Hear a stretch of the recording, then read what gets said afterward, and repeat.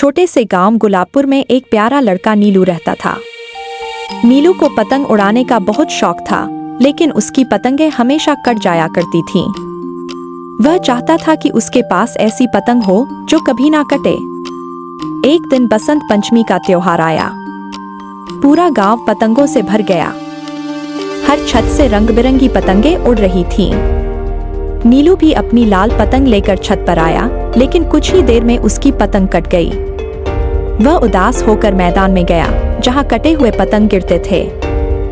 जैसे ही नीलू ने इधर उधर देखा, उसे एक चमचमाती नीली पतंग मिली। पतंग के ऊपर सोने के अक्षरों में लिखा था, इसे उड़ाओ और जादू देखो।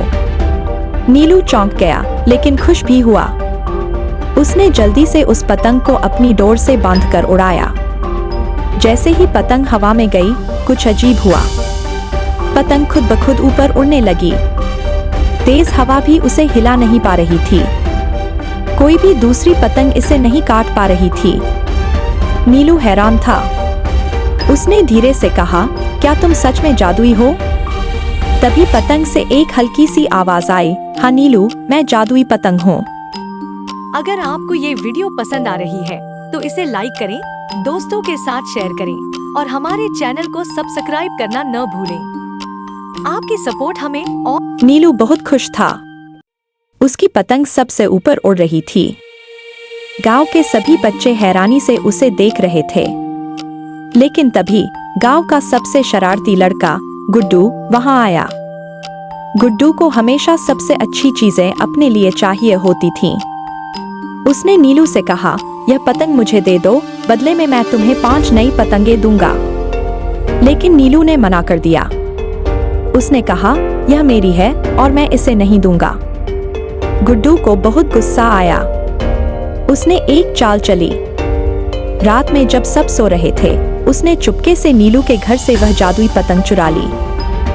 अगली सुबह गुड्डू ने पतंग उड़ाने की कोशिश की, लेकिन जैसे ही उसने पतंग उड़ाई, पतंग हवा में घूमने लगी।